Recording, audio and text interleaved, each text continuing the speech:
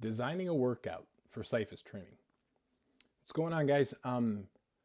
Off the bat, this video or this slideshow was designed for our in-house employees, staff, trainers, and pros as an educational tool to kind of show other people how it is that I design workouts for Syphus Training.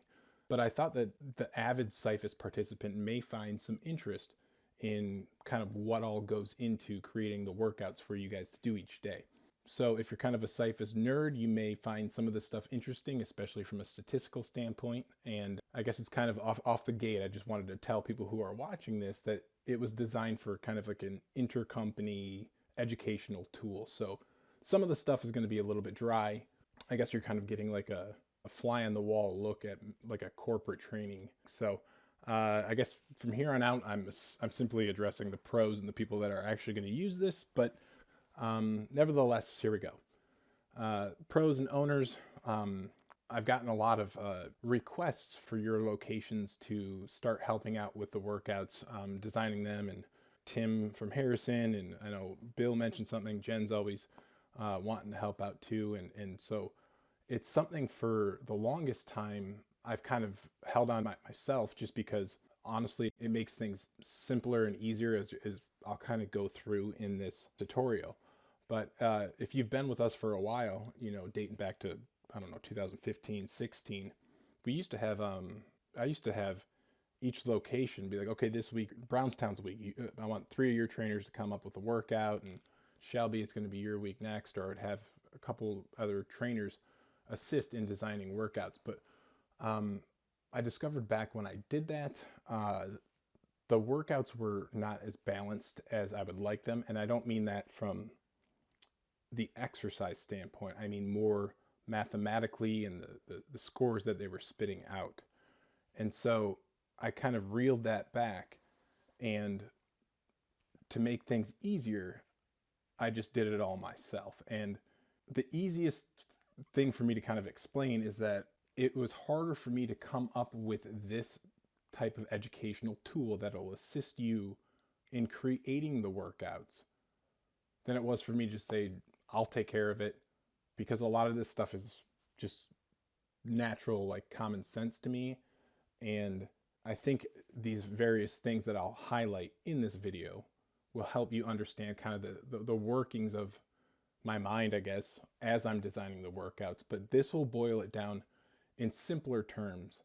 And it really wasn't until, I guess, the sale of Sinclair Shores 3 weeks ago that I felt like I can give this some attention and open it up to other trainers who would like to assist in designing such workouts.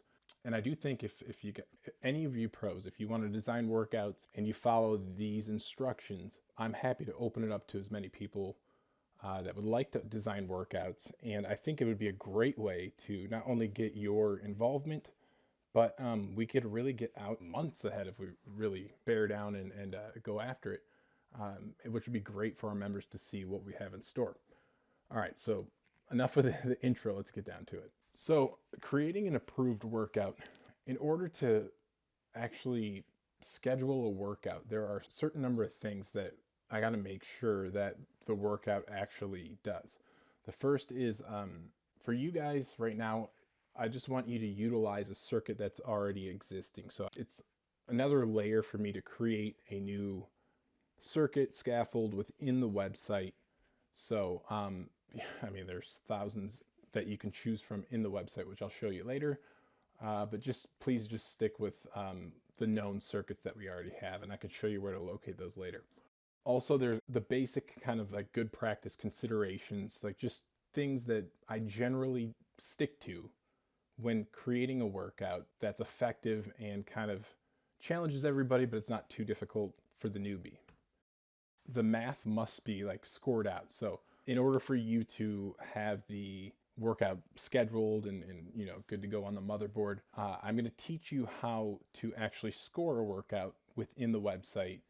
And this is like the main reason why I just pulled back all like the controls of just creating workouts, because back in the day when I had other trainers doing it, you know, let's say Frankie would design this conceptually great workout. He'd hand it off to me. Then I'd go to the website, enter in all the math, and it would spit out a slope of 70.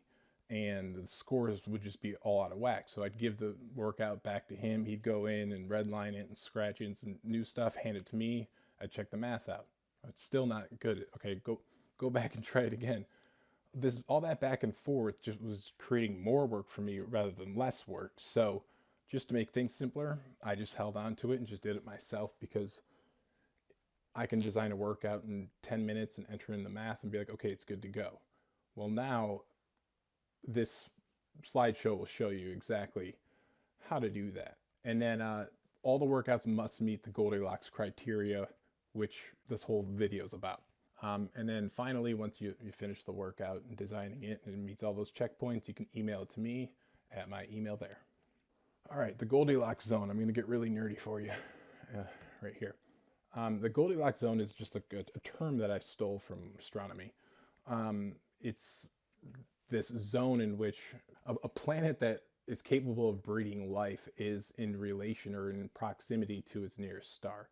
If it's too far away from the star, it's going to be too cold, therefore it can't harbor life. And if it's too close to the sun, it's going to be too hot. So that green belt that you see on the screen means it's just right. Well, in Syphus Training, there are a number of things that make the workout from a statistical standpoint that's just right in order for us to be able to actually schedule it and put it into the system. All right, number one, as you all should know, the slope should have a number between 1 and 50. And that will be determined as you're figuring the math out in the system. It'll automatically calculate it as you're entering it in.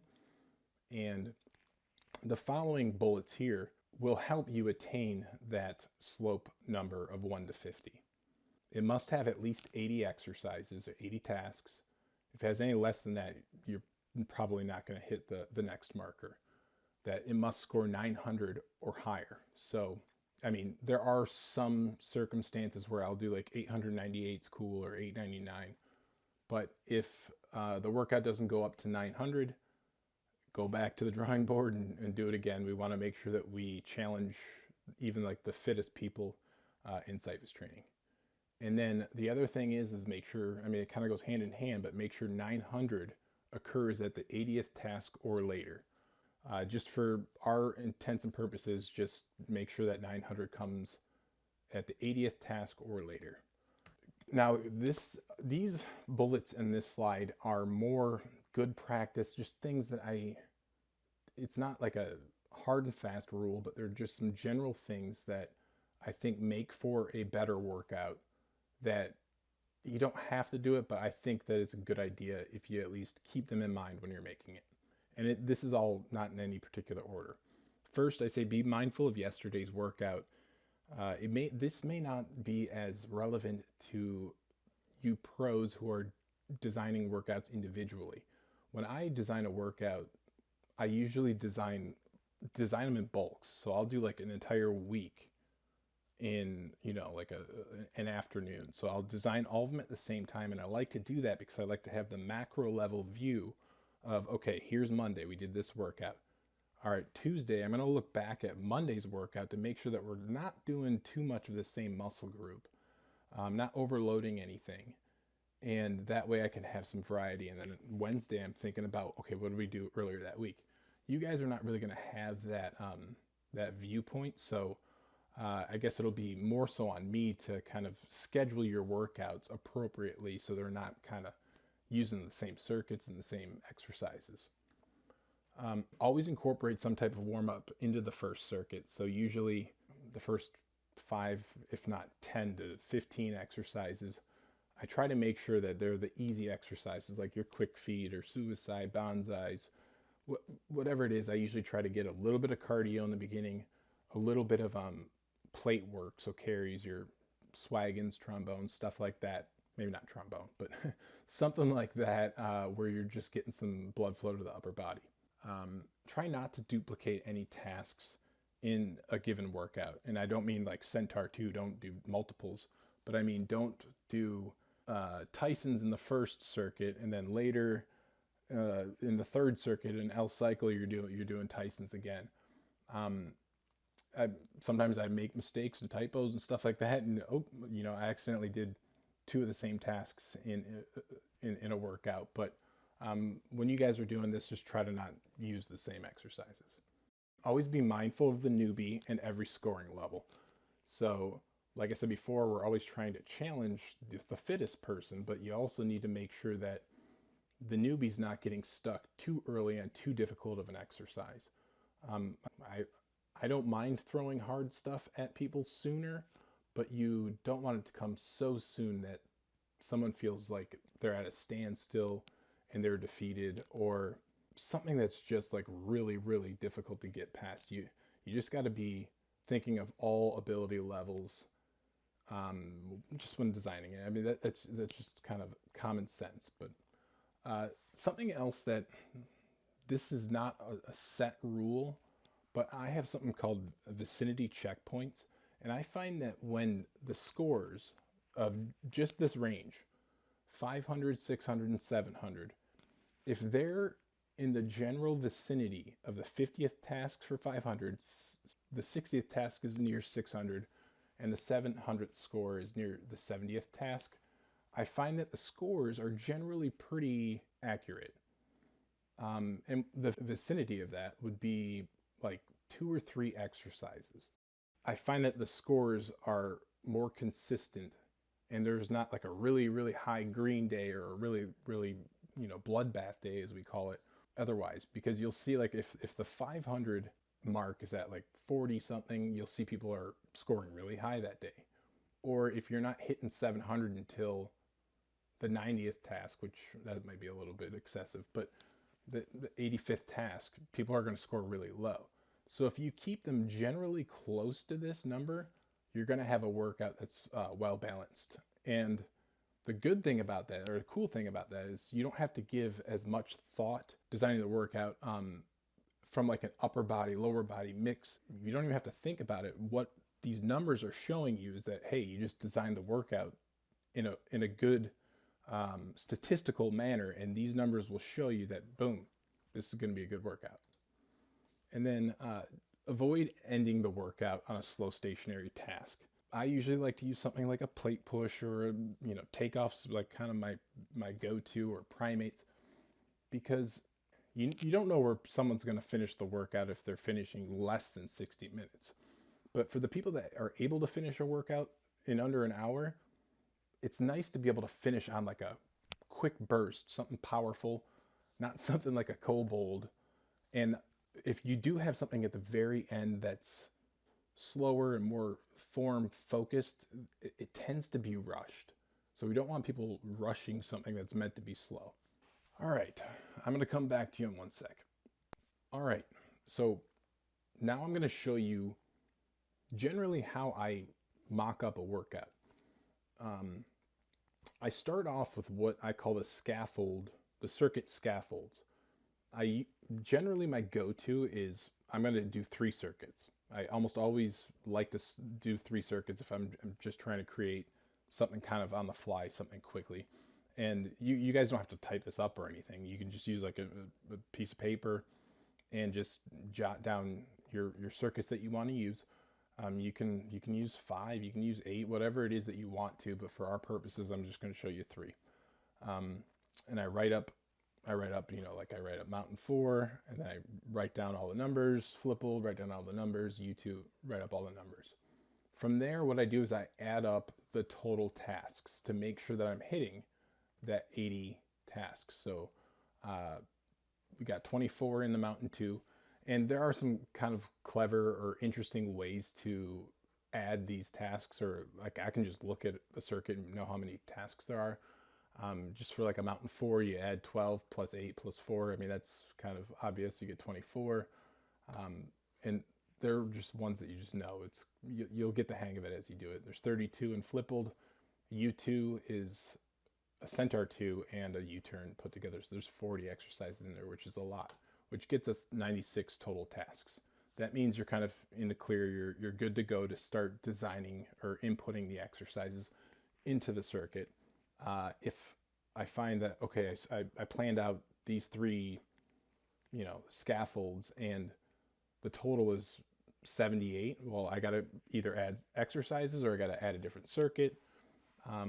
There's really not much of a cap on this. Like I wouldn't go much higher than like 110, or else it's going to be a bloodbath and your slope probably won't be in the right area. But if you're somewhere between 80 and 100, you're probably going to be all right.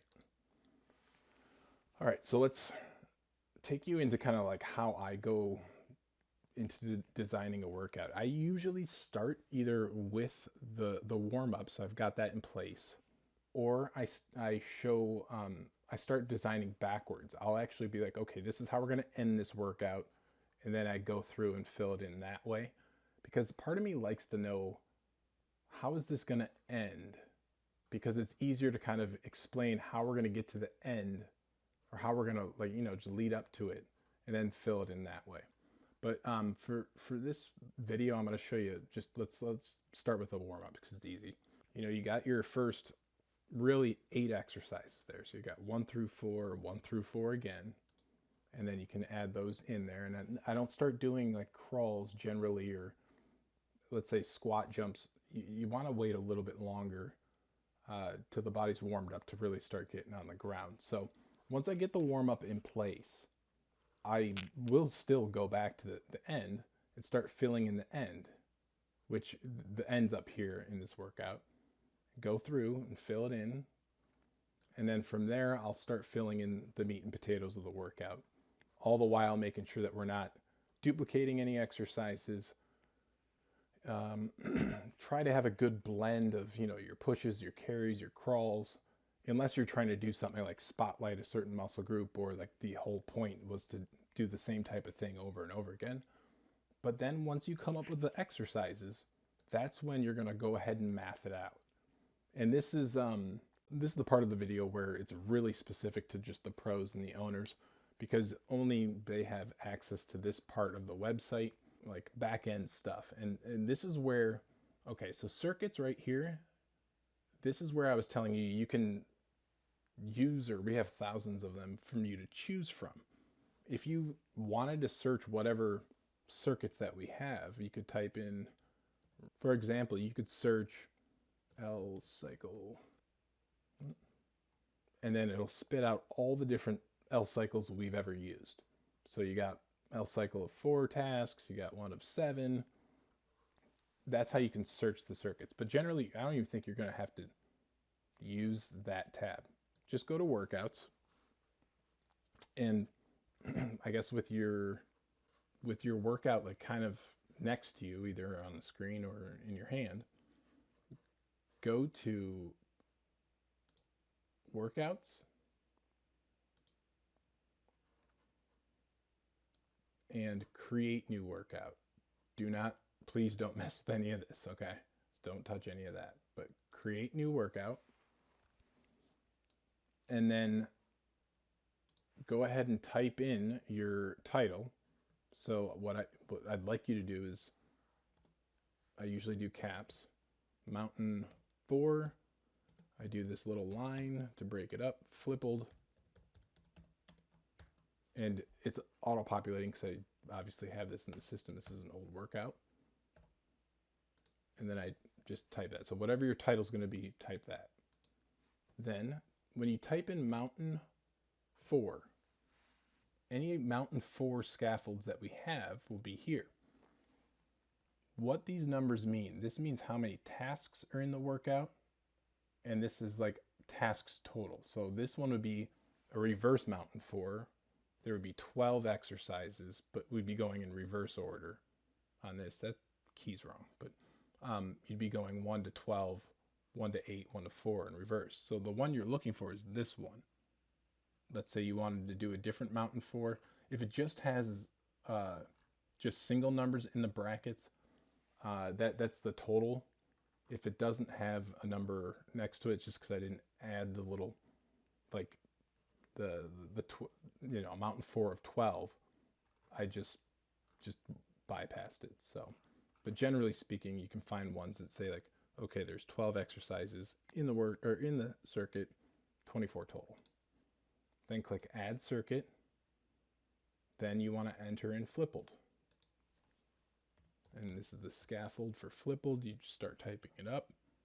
And then we knew there was 32 total exercises in it, so that's the one that we're going to want to choose.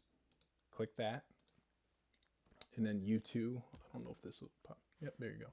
Small U2, and it was 40 tasks. Okay. And so a way to check this stands for Anonymous Task List. This is, it's not coding, but this is the scaffold, like I was saying. It's like it's telling the back end, okay, this is the progression in which the workout or the circuit is going to go. And this right here, these little, you can change the order of the circuit in the workout if you ever like make a mistake or something like that. But you can double check that you have the right circuit by following the code there. Then we need to go in and start plugging in your exercises.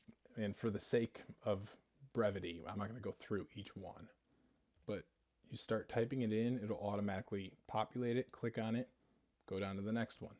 And you just want to make sure that you're entering them in the correct order, obviously. All right, so I went ahead and kind of fast forwarded it for you so you wouldn't have to see me entering in all the data. So when you scroll at the top over here, you'll see that the workout, as you're building it, it's going to start figuring out the slope and the ROQ for you. So remember, we want to keep it between this number, between 1 and 50, and this one's got to hit at least 900. So when I zoom out, let's see, just so you can see everything. So I'm going to start typing in, we're just at Jiggy, kitchen sink, watch, kitchen sink, enter that in. That just went up to 862. The slope's up to 37. We'll keep entering in the tasks and see what we see. So we know we're going to go above. We're good. We're going to be over 900. But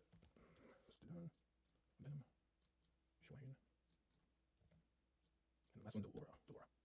Then you scroll up to the top and 45. So good. So 45, and that's what it reflects there. So obviously I scheduled it for that day. This is a high number, 1141, but it also goes up to 96 tasks, which means most people are not going to finish the workout. So if your workout hits the 1 to 50 number here, and it goes at least up to 900 there, then what you can do is scroll down to the bottom, click save, and that's all you have to do. And then send it to me via email. You don't have to type it up or anything. You can just send me a picture of your chicken scratch workout and maybe just write like the slope on it and the title. And I can go ahead and schedule it from there. But if you do want to check the other things like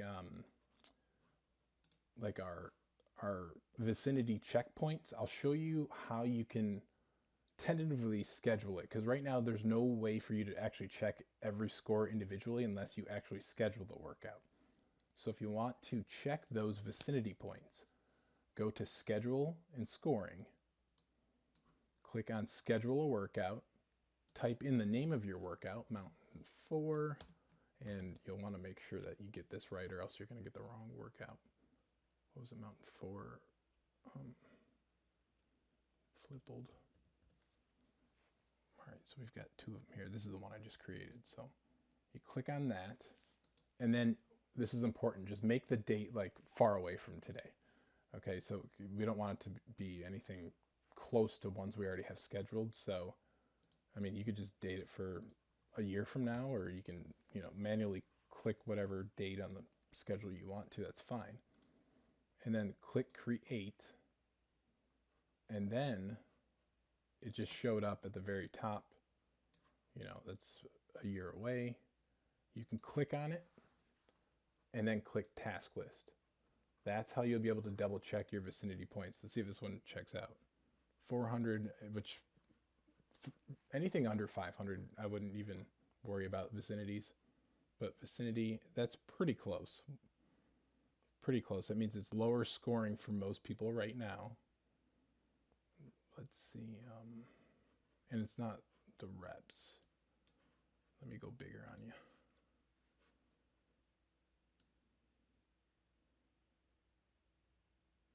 $700. Okay, now we're getting closer to the 70th mark. So it's not too far off, but generally speaking, I would personally like to design a workout where, oh, that's closer. So 660th, that's pretty accurate. And I'm kind of thinking out loud here, guys. I know that, but this is pretty close here. So what that indicates to me is that someone who scores generally in the 600 land, this workout's probably going to be pretty accurate for them. But if they are scoring, if they're scoring higher than 700, they're probably going to score really high. And let's go backwards a little bit. People who are scoring, I think also people who score generally, I'm thinking too much on this right now, but if you're scoring 400, so if you're scoring in like the 500 range, you're probably going to score all right in this too. But anybody outside of those numbers will probably be pretty close to on, but you don't need to think about all that stuff. And then if you want to, I mean, make my life a little bit easier, go back and delete the one that you scheduled.